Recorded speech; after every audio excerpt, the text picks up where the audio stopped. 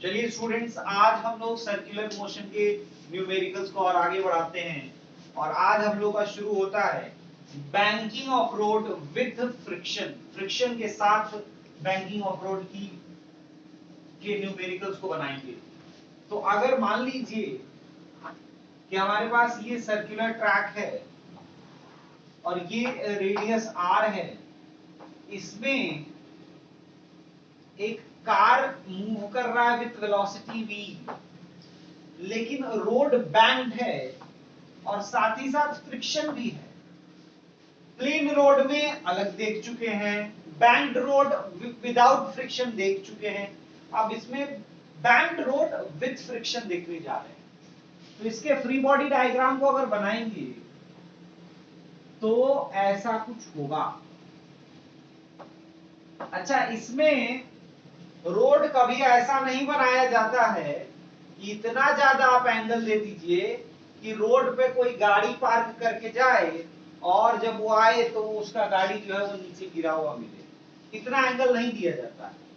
तो उसको अगर ट्रैक पे रहना है तो मिनिमम स्पीड क्या चाहिए? क्या पार्क कर सकता है? बिल्कुल कर सकता है भाई साहब। तो v मिनिमम जो है वो 0 होना चाहिए।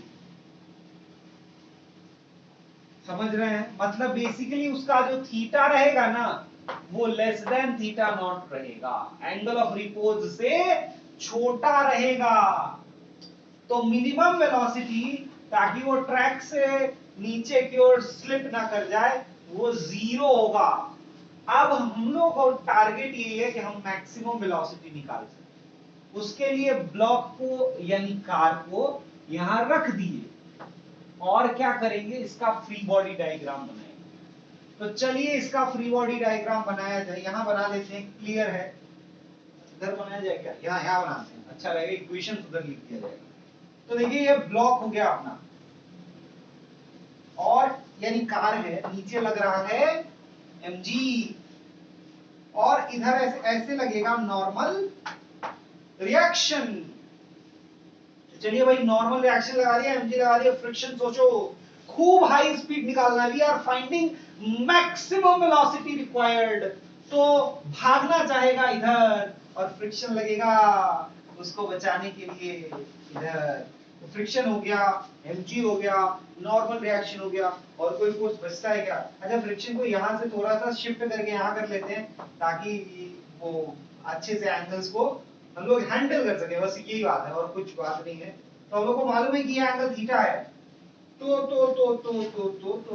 ये नॉर्मल। अच्छा, हम लोग को कैसे ब्रेक करना है वो भी देखना होगा ना। तो ये देखिए, ये थीटा, ये बात तो पक्का है, ये 90 माइनस थीटा होगा। अगर हम लोग ऐसे ब्रेक करना चाहेंगे, है ना, ऐसे ही ब्रेक करना चाहेंगे हम लोग हॉरिजॉन्टल वर्टिकल ऐसे दो एक्सिस के लॉन्ग ब्रेक करना चाहेंगे, क्या इस पे कोई और फोर्स लग रहा है? बिल्कुल लग रहा है भाई साहब। सेंट्रीफ्यूगल फोर्स अज्यूम कर सकते हैं ना, अगर उसी पे बैठ जाए तो सेंट्रीफ्यूगल फोर्स लगेगा इस डायरेक्शन में। तो ये हो जाएगा m ओमेगा स्क्वायर, नहीं ओमेगा की बात ही नहीं, यहां तो v है, तो m v square by radius capital r, है ना। तो ये अगर थीटा है तो ये भी थीटा होगा, होगा कि नहीं? ये 90 माइनस थीटा होगा तो ये भी थीटा होगा, बताओ होगा कि नहीं? अब देखो, नॉर्मल का एक कंपोनेंट ऊपर की ओर जो जाएगा वो आएगा n cos थीटा, और n का जो एक कंपोनेंट इधर आएगा वो आएगा n sin थीटा, और उसके अलावा क्या है, इधर एक और कंपोनेंट आएगा, वो आएगा फ्रिक्शन का इधर कंपोनेंट f cos थीटा, और फ्रिक्शन का एक नीचे की ओर कंपोनेंट आएगा, वो आएगा f sin थीटा। तो इस तरह से हमने सारे फोर्सेस दिखा लिए। यहां ऊपर n cos थीटा है, इधर n sin थीटा है, f cos थीटा है, नीचे mg है, f sin थीटा, और इधर mv स्क्वायर बाई r, और ये पूरा कार इक्विलिब्रियम में है बिकॉज हमने सेंट्रीफ्यूगल फोर्स माना है, हम उसी पे बैठे हुए हैं। तो इसके आधार पर जब हम लोग इक्वेशन लिखेंगे तो क्या लिख पाएंगे बताइए? पहले वर्टिकल इक्विलिब्रियम के लिए इक्वेशन लिख लें। वर्टिकल इक्विलिब्रियम के लिए लिखेंगे n sin theta equals to sorry n cos theta है ना, वर्टिकल के लिए n cos थीटा है, n cos theta equals to f sin theta plus mg equals to f sin theta plus mg। ये situation है, ये equation हम लोग लिख पा रहे हैं। अब क्योंकि हम लोग को मालूम है कि ये वो सिचुएशन है जिसमें फ्रिक्शन अपना मैक्सिमम वैल्यू पहुंच चुका है, तो अगर फ्रिक्शन अपना मैक्सिमम वैल्यू पहुंच चुका होगा तो f को हम लोग म्यू n लिख पाएंगे, इसलिए दोनों n वालों को एक साथ ले आओ, तो n कॉमन ले लेंगे और बच जाएगा cos theta minus mu sin theta equals to mg। ये पहला इक्वेशन हो गया। दूसरा इक्वेशन यहां से लिख लेते हैं, इसमें n sin theta plus f cos theta equals to mv square by r है, तो n sin theta plus f cos theta equals to mv square upon r। यहां पे f की जगह फिर से अगर म्यू n रख दें तो n कॉमन आ जाएगा और ये आ जाएगा sin theta plus mu cos theta, है ना, equals to mv square upon r। अब देखिए ये दो इक्वेशंस आ गए यहां और यहां, दोनों में n सेम है, m सेम है, तो अगर डिवाइड कर दे तो काम हो जाएगा हमारा। तो हम लोग डिवाइड करेंगे, इसको डिवाइड करेंगे इससे, तो क्या आ जाएगा भाई साहब, तो जो हमारे पास इक्वेशन आएगा वो आएगा v square by r g equals to cos theta minus mu sin theta, नहीं इसको ऊपर रखा है, तो sin theta plus mu cos theta, sin theta plus mu cos theta upon cos theta minus mu sin theta, cos theta minus mu sin theta. अब कुछ नहीं करना भाई, फिर से वही काम, cos थीटा से डिवाइड कर दो, v square upon r g equal to 1, v cos theta से डिवाइड कर रहे हैं ना भाई, तो sin theta by cos theta तो tan थीटा हो जाएगा, तो ये आ जाएगा tan theta plus mu by 1 minus mu into tan theta.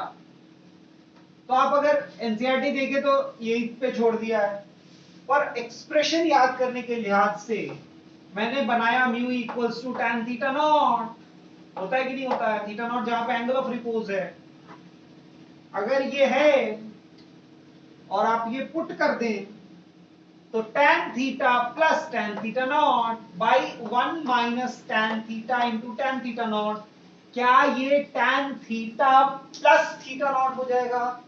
Yes, तो v square by r g equals to tan theta plus theta not, और यहां से आप वैल्यू v का निकालना चाहें v का निकाले, जो मन है वो निकालिए, कोई दिक्कत नहीं। अब देखिए कोई ऐसा पागल कंस्ट्रक्टर हो जाए जो सच में बना दे ऐसा रोड जिसमें एंगल जो होगा angle of banking angle of repose से बड़ा हो जाए, अगर ऐसा सच में कंस्ट्रक्शन हो जाए और आपसे पूछ दे बताओ मिनिमम वैल्यू क्या होगा, यहां पे तो हम लोग मिनिमम वैल्यू 0 लेके निकल लिए, लेकिन अगर मान लीजिए नहीं भी है, एंगल ऑफ रिपोज से ज्यादा हो भी गया, ये मैक्सिमम का है, मिनिमम का आपको डायरेक्ट एक्सप्रेशन लिखने आना चाहिए, v minimum square into r g equals to tan theta minus theta not, ये हो गया v मिनिमम के लिए एक्सप्रेशन। ऑलरेडी स्फीयर वाले क्वेश्चन में जो काम किए हैं बिल्कुल वही काम इसमें करेंगे, तो आपसे वो एक्सप्रेशन भी आ जाएगा, और इस तरह से हम लोग बैंकिंग ऑफ रोड कंप्लीट कर लिए, कॉपी कर लिए। चलिए आगे बढ़ाते हैं न्यूमेरिकल को। अब हम लोग, नहीं तो पूरा ही गंदा हो गया,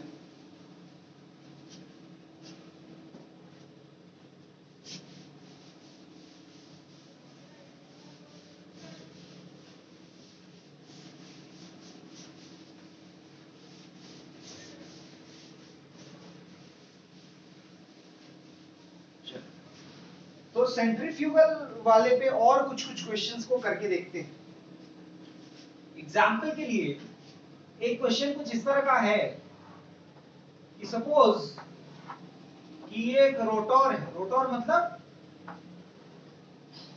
इसमें रख देते आदमी रोटेट होता है, ओमेगा एंगुलर वेलोसिटी। पहले नीचे बेस था, यहां आदमी को रख दिया गया,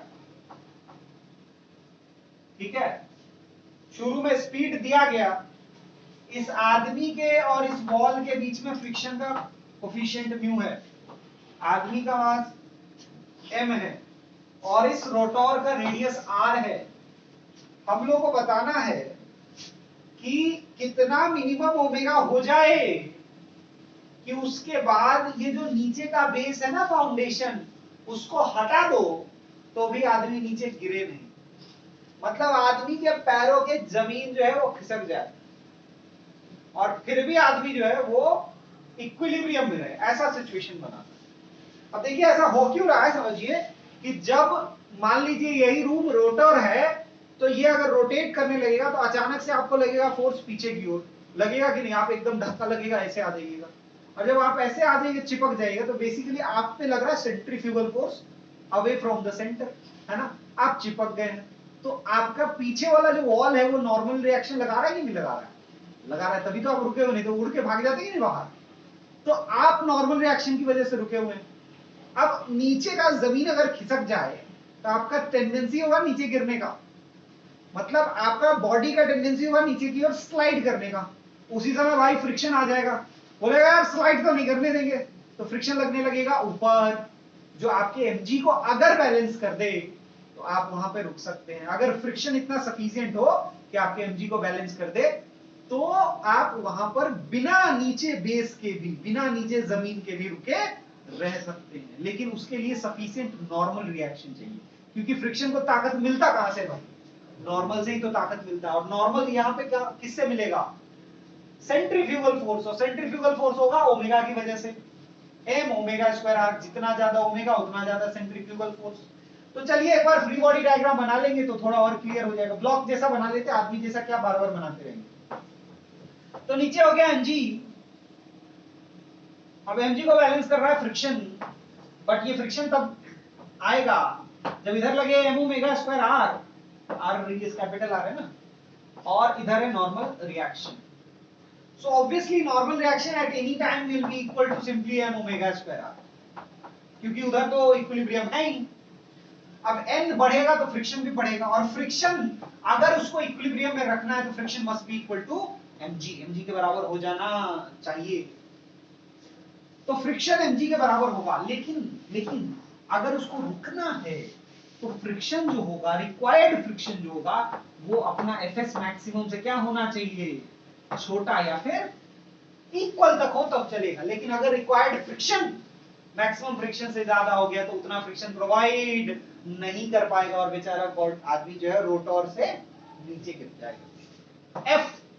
f कितना है, mg होना चाहिए, less than equal to FS maximum, मतलब म्यू इनटू n होना चाहिए, और n हमारा है m ओमेगा स्क्वायर r, तो m omega square r, m से m कैंसिल हो गया। अब देखिए म्यू का वैल्यू कुछ आएगा, सफिशिएंट ओमेगा चाहिए था ना, ओमेगा चाहिए था, तो देखिए ओमेगा स्क्वायर r या omega square must be greater than equal to g by mu r। Omega minimum कितना हो जाएगा, देखो ये ओमेगा स्क्वायर, ओमेगा मिनिमम कितना हो जाएगा, ओमेगा मिनिमम हो जाएगा, देखो यहां कह रहा ओमेगा स्क्वायर या तो इससे बड़ा हो या इक्वल हो, तो सबसे छोटा कब हुआ, जब इक्वल हुआ, तो ओमेगा मिनिमम हो गया root over g by mu R. Root क्यों किए भाई, यहां पे स्क्वायर था तो ओमेगा निकालने के लिए तो रूट करना ही पड़ेगा, तो ये मिनिमम मिलेगा। जल्दी से इसको कॉपी करिए, आगे बढ़ाते हैं न्यूमेरिकल्स को।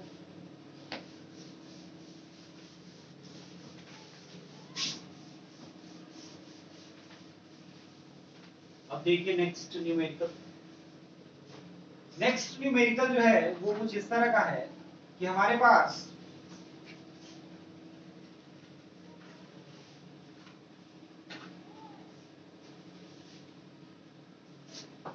एक बड़ा सा रोटर है ना,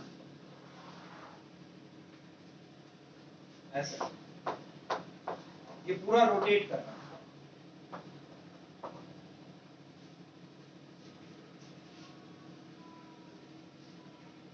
अब इसमें एकदम एंड पे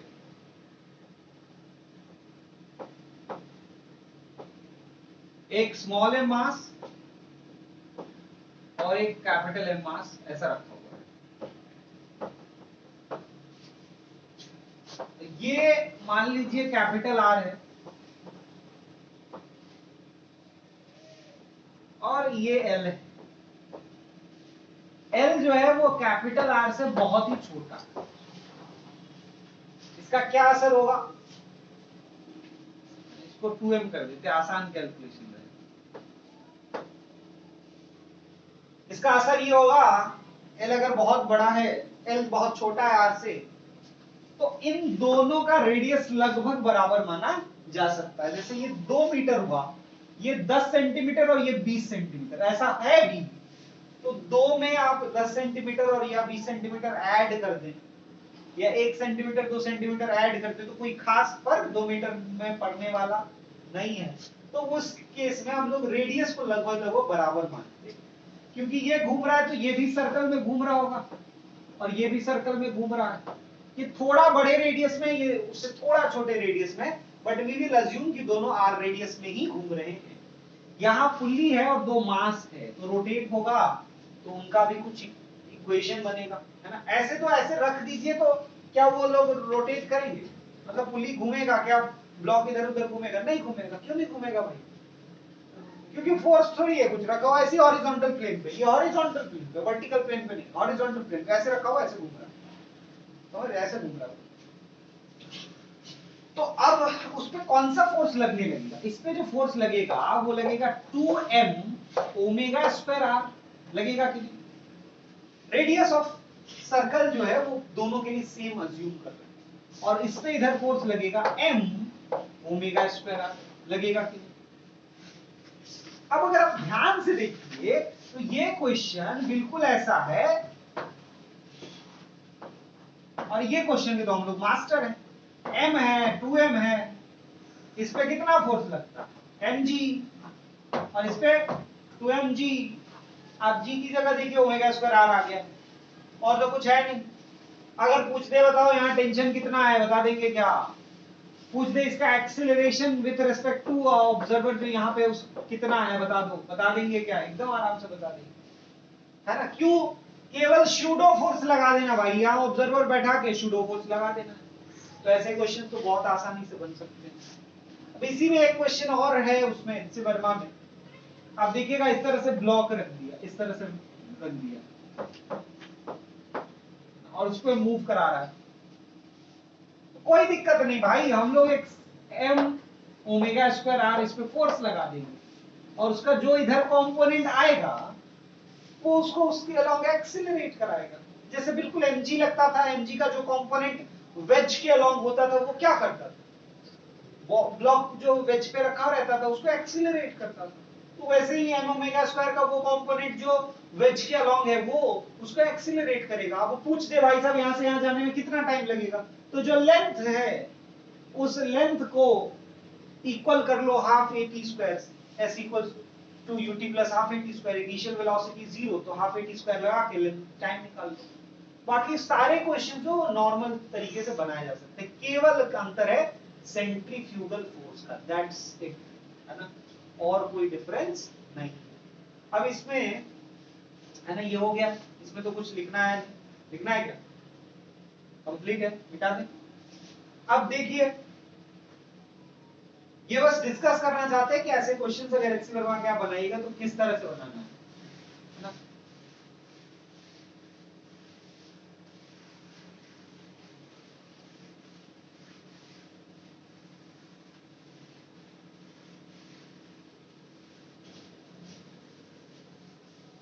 चलिए अब आगे बढ़ते हैं और हम लोग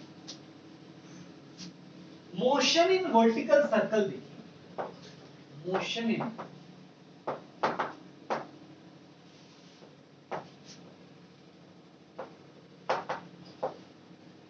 इसमें कुछ चीजों को समझेंगे। मोशन इन वर्टिकल सर्कल में हम लोग क्या करेंगे, कुछ चीजों को समझेंगे। पहला क्वेश्चन हम लोग को ये देखना है कि अगर मान लीजिए ये एक ब्लॉक वर्टिकल सर्कल में मूव कर रहा है ऐसे, तो eight top most point what should be the minimum velocity. Top most point पे उसके पास मिनिमम वेलोसिटी कितना होना चाहिए। अगर उसको सर्कल करना है तो यहां का फ्री बॉडी डायग्राम बनाएंगे और तब उसी से डिसाइड करेंगे कि टॉप मोस्ट पॉइंट पे क्या वेलोसिटी होना चाहिए। ये मास है, मैं नीचे लग रहा होगा mg और इधर कुछ मिनिमम वेलोसिटी भी होना चाहिए। अब ये मिनिमम वेलोसिटी कितना होना चाहिए, देखो इसके अलावा यहाँ पे टेंशन T होगा कि नहीं, रस्सी भी तो लगा रहा है कुछ फोर्स। तो अगर इसके लिए इक्वेशन लिखे तो इक्वेशन लिखेंगे सेंट्रीपिटल एक्सीलरेशन कौन कौन प्रोवाइड कर रहा है, T और mg दोनों ही तो सेंट्रीपिटल एक्सीलरेशन प्रोवाइड करेंगे। तो T plus mg must be equal to mv square by r।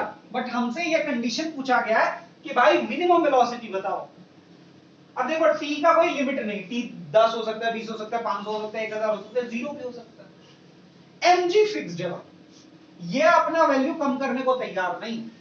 तो हम नेगोशिएशन करेंगे अभी तो इसी के साथ ना। हम बोलेंगे भाई साहब v को थोड़ा कम करना है, तुम 0 हो जाओ। v को मिनिमम होना है, t 0 हो जाएगा, तो t 0 हो जाएगा, उस समय v मिनिमम हो जाएगा। m से m कट जाएगा, v का वैल्यू आपका रूट अंडर gr है। जब हम मोशन इन वर्टिकल सर्कल बनाते हैं तो क्या होता है, हम लोग यहाँ पे ऐसे धक्का लगाते हैं और कहते हैं कि कितना मिनिमम वेलोसिटी होना चाहिए कि यहाँ पे पहुंच जाए। बच्चे क्या कर लेते हैं, यहाँ पे मिनिमम वेलोसिटी लेने के लिए यहाँ पे वेलोसिटी 0 कर देते हैं। तो अगर यहाँ वेलोसिटी आप 0 करिएगा तो वो पहुंच ही नहीं पाएगा, क्योंकि वहां के लिए वो मिनिमम कंडीशन पहले से लेके रखा हुआ है कि भाई मिनिमम वेलोसिटी तो रूट अंडर gr ही हो सकता है, उसके अलावा और कोई उपाय नहीं है, प्रोवाइडेड ये स्ट्रिंग हो, है ना, ये स्ट्रिंग हो तब। रॉड होगा तो कंडीशंस अलग होते हैं, उसकी बात हम लोग आगे करेंगे। तो v equals to root under gr हो गया, ये बात हो गई।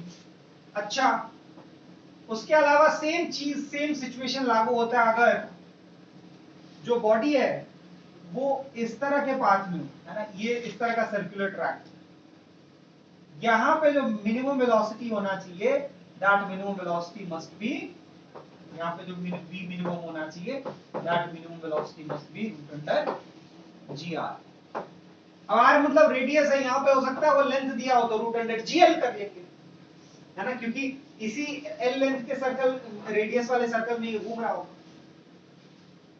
लेकिन अगर हम बात करें कि एक रॉड हो, क्या हो, एक रॉड हो, तो उस रॉड में अगर हम पूछे कि बताओ हाईएस्ट पॉइंट पे क्या वेलोसिटी होना चाहिए मिनिमम, कितना मिनिमम वेलोसिटी होगा तो काम चल जाएगा, तो उस केस में v मिनिमम हो जाएगा 0।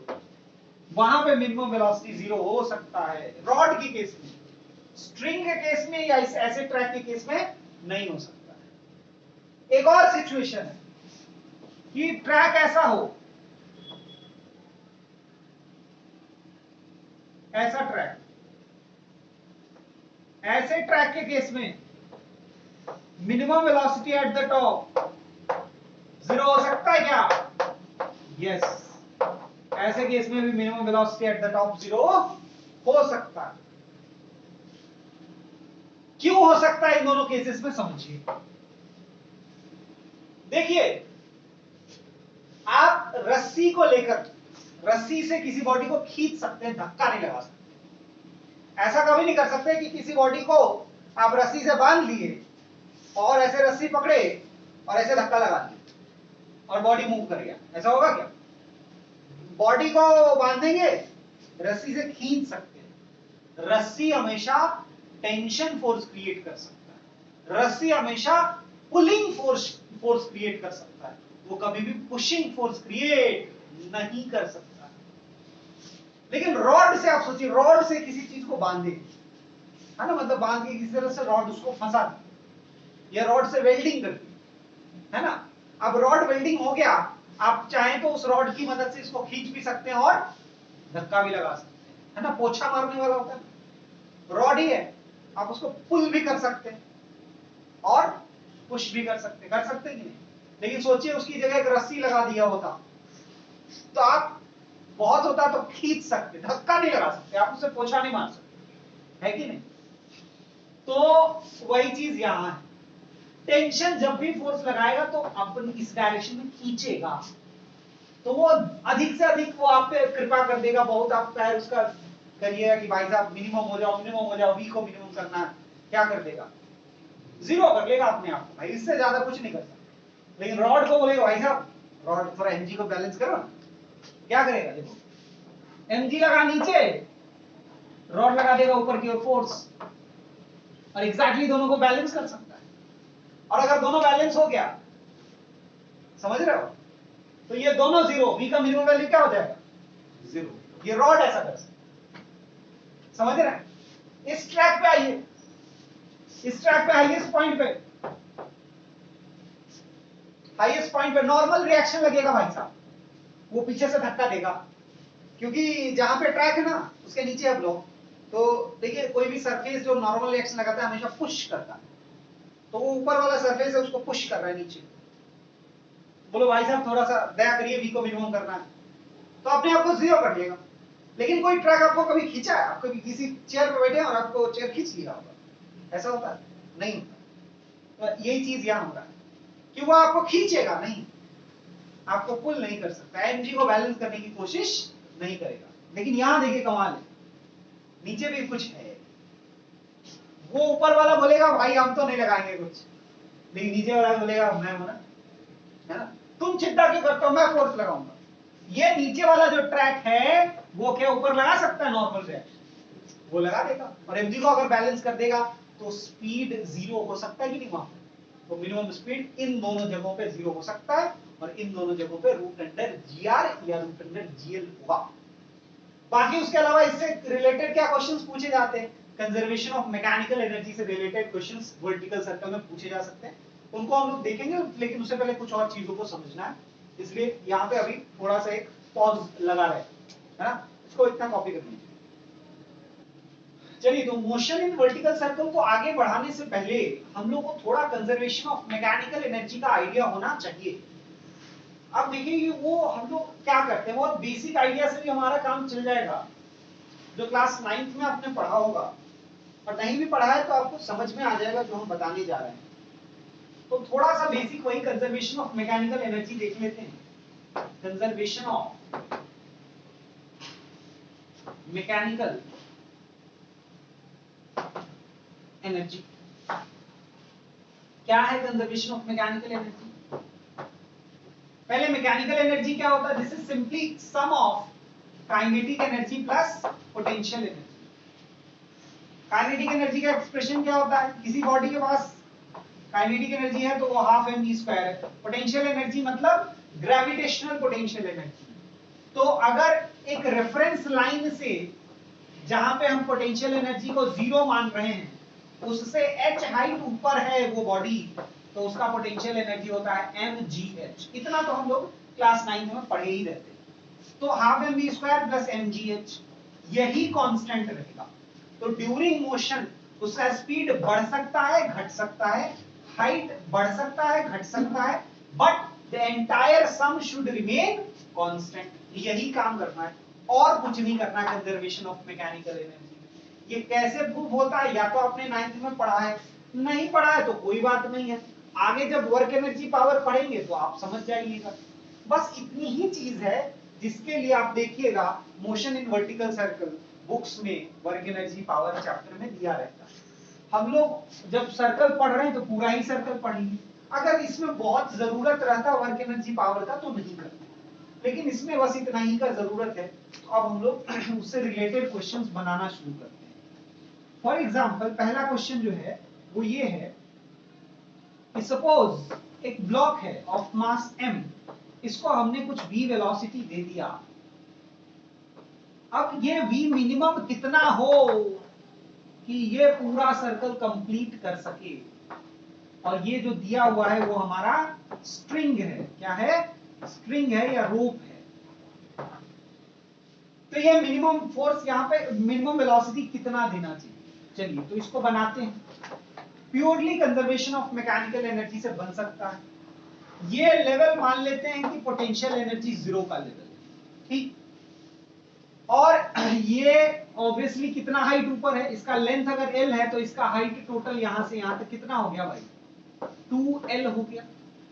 अच्छा यहां पे कुछ वेलोसिटी चाहिए क्या? Minimum velocity. अभी हमें पता कि यहां सच में वहां पे मिनिमम वेलोसिटी चाहिए और वो चाहिए रूट अंडर gl। बस अब इतना चीज पता है। ये फर्स्ट पॉइंट और ये सेकंड पॉइंट, इसके बीच में कंजर्वेशन ऑफ मैकेनिकल एनर्जी लगा देते। यहां से शुरू करते हैं। तो यहां का काइनेटिक एनर्जी कितना है? हाफ एम वी मिनिमम को वी नॉट मान लो, है ना, बार बार मिनिमम लिखने में लंबा पड़ेगा। तो half M V not square plus इस लेवल का पोटेंशियल एनर्जी हमने जीरो अज्यूम किया है, तो इसलिए यहां पे ब्लॉक का पोटेंशियल एनर्जी जीरो होगा, ग्राउंड लेवल टाइप का हो गया। इक्वल टू इस पॉइंट पे half into M into V square हो जाएगा जीएल, तो half M V square plus kinetic energy तो लिख लिया, पोटेंशियल एनर्जी है M G into 12, M G into 12, यही है potential energy. So half M V not square equals to, आप देखिए इसको जब आप ऐड करिएगा तो 5 एम जी एल बाई 2 आएगा। इस 2 से ये 2 कैंसल, m से m कैंसल, और v का वैल्यू आ गया, v नॉट का वैल्यू आ गया रूट अंडर 5gl। ये वो मिनिमम वेलोसिटी है जिससे अगर आप फेंकेंगे, इससे यहां पे आप धक्का लगा देंगे, इतना वेलोसिटी आप इसको दे देंगे तो ये ऊपर चला जाएगा। v नॉट तो हमको मिल गया, इससे यहां तक चला गया और उसके बाद ये पूरा सर्कल कंप्लीट कर दिया। आई होप समझ में आ गया होगा। इसके आगे बढ़ते हैं, एक और इससे रिलेटेड एक और क्वेश्चन उसको बनाते हैं। नेक्स्ट क्वेश्चन है कि अगर इस तरह का एक ट्रैक है, मास m, रेडियस r, तो इसको कितने हाइट से रिलीज करना चाहिए? कितने हाइट से रिलीज करना चाहिए कि it should complete the vertical circle? What should be the minimum height जिसे यहां से रिलीज करें तो ये वर्टिकल सर्कल कंप्लीट करें? तो अगर मिनिमम हाइट चाहिए तो यहां मिनिमम वेलोसिटी चाहिए, आपको याद होगा ये होता है रूट अंडर जी आर। अगर वहां से केवल रिलीज कर रहे हैं तो यहां वेलोसिटी क्या होगा? जीरो होगा। पोटेंशियल एनर्जी है mgh, केवल इस पॉइंट और इस पॉइंट के बीच में कंजर्वेशन ऑफ मैकेनिकल एनर्जी लगा देना है। तो mgh इस समय का पोटेंशियल एनर्जी, क्योंकि इस लेवल को पोटेंशियल एनर्जी जीरो मान रहे हैं, mgh और काइनेटिक एनर्जी यहां है जीरो, इक्वल टू यहां पे जब पहुंचेंगे तो पोटेंशियल एनर्जी है mg इंटू 2r और काइनेटिक एनर्जी है mg into half m v square, v है रूट अंडर जी आर, तो जी आर ये हो जाएगा। अब इसको अगेन ऐड करिए, mgh इक्वल्स टू आ जाएगा 5/2 mgr, mg mg cancel, h का वैल्यू आ जाएगा 5r/2। इसका क्या अर्थ हुआ भाई साहब? इसका अर्थ हुआ कि ये जो पॉइंट है ना, इससे ऊपर से रिलीज करना होगा। यहां तक ये लेंथ है 2r और ये लेंथ है 5r/2, तो इसके टॉप मोस्ट पॉइंट से कितना ऊपर सब्ट्रैक्ट कर दीजिए, आ जाएगा r/2। तो उसके हाईएस्ट पॉइंट से r/2 ऊपर से इसको रिलीज करना होगा, तब जाके ये वर्टिकल सर्कल कंप्लीट करेगा। चलिए अब रॉड के केस में ऐसा ही अगर हो तो क्या करते हैं वो भी देखते हैं।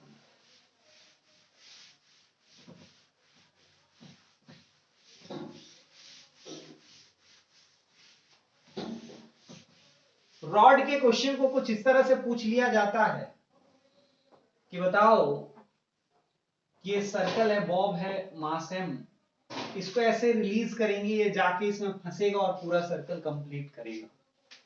तो कितने हाइट से ये रिलीज किया जाना चाहिए कि ये अपना पूरा सर्कल कंप्लीट करे? समझ रहे हैं? यानी ये सर्कल से अलग है मास, है ना, ये यहां पे मास, ये लेंथ एल है, तो कितने हाइट से रिलीज करें कि ये जाए और यहां पे फंस जाए और फिर पूरा सर्कल घूम जाए? तो देखिए बेसिकली क्या काम है, मेन मुद्दा ये है कि जब वो यहां आएगा ऐसे सबसे लोएस्ट पॉइंट पे, तो क्या वेलोसिटी होगा, अगर ये पता चल जाएगा तो यहां से फिर यहां वाला काम हो जाएगा, है ना, यहां से यहां तक कंजर्वेशन लगा सकते हैं। तो यहां का मेन वेलोसिटी पहले निकाल लेते हैं। ठीक है, ठीक है भाई साहब। अब देखिए ये लेंथ एल है, जब ये पूरा सर्कल में घूमेगा तो ऑब्वियसली ये कितना ऊपर जाएगा, 2l लेंथ ऊपर जाएगा। अब रॉड के केस में यहां हाईएस्ट पॉइंट पे वेलोसिटी 0 होना भी चलता है कि नहीं चलता? रॉड के केस में वेलोसिटी 0 भी हो तो चलेगा, तो वेलोसिटी 0 कर लो। इसके बाद हम लोग यहां से क्या मिनिमम वेलोसिटी होना चाहिए वो निकाल लेते। वो कैसे निकलेगा? तो इस लेवल को अगेन पोटेंशियल एनर्जी 0 मानो, तो यहां पे काइनेटिक एनर्जी हो गया half M V not square plus potential energy 0 equals to highest point पे काइनेटिक एनर्जी 0 और potential energy M G into 2l। अब देखिए यहां से v का वैल्यू निकल के आ जाएगा, m से m कैंसल और ये आ जाएगा √4gl। ये वेलोसिटी होना चाहिए मिनिमम यहां पर। तो अगर ये वेलोसिटी यहां पे चाहिए, उसके लिए ये ब्लॉक ऐसे घुसेगा, जब ये नीचे आएगा तो इसके बाद इसको कितना डिफरेंस, मतलब कितना हाइट ट्रेवल करना है, यहां से जब वो चलेगा तो कितना हाइट ट्रेवल करना है, उससे क्या हम लोग ये v मिनिमम निकाल सकते हैं? बिल्कुल निकाल सकते हैं। देखिए कैसे। तो यहां पे हम लोग कितना डिस्टेंस ये ट्रेवल कर रहा है, h प्लस एल। अगेन यहां पे पोटेंशियल एनर्जी अगर 0 ही माना जाए तो यहां पे अभी उसका पोटेंशियल एनर्जी क्या है, M G into H plus L, है कि नहीं? M G H plus L, ये पोटेंशियल एनर्जी हो गया। काइनेटिक एनर्जी 0 है क्योंकि वहां से रिलीज कर रहे हैं, प्लस 0 इक्वल टू, जब यहां पहुंचा है तो पोटेंशियल एनर्जी 0 हो गया और काइनेटिक एनर्जी हो गया half M V not square. अब क्या करते हैं, h हमको निकालना है, v नॉट का वैल्यू अभी अभी हमने निकाला है, v नॉट स्क्वायर 4gl हो जाएगा, जब यहां पे पुट करिएगा तो mg इंटू 2l आएगा, आएगा कि नहीं? यहां से mg h प्लस l ये आएगा और ये वैल्यू हो गया क्या चीज, m से m कैंसिल, g से g कैंसिल, h का वैल्यू l आ गया, आया कि नहीं? हालांकि इसको हम लोग एक लाइन में भी बना सकते थे, बट आपको 2 स्टेप में बताया क्योंकि शुरू में आपको समझने में दिक्कत होता। आप यहां से डायरेक्टली यहां का एनर्जी भी कंजर्व करते तो एक लाइन में आंसर आता। कैसे करते, यहां से पोटेंशियल एनर्जी लीजिए, तो इसका पोटेंशियल एनर्जी कितना है, M G H plus L, और काइनेटिक एनर्जी क्या है, 0। यहां के लिए सोचिए काइनेटिक एनर्जी क्या है, 0। पोटेंशियल एनर्जी क्या है, एम जी इंटू 2l, तो M G H plus L equals to M G 2l करते तो क्या directly h equals to l आता कि नहीं आता, है ना? तो इस तरह से बना सकते हैं।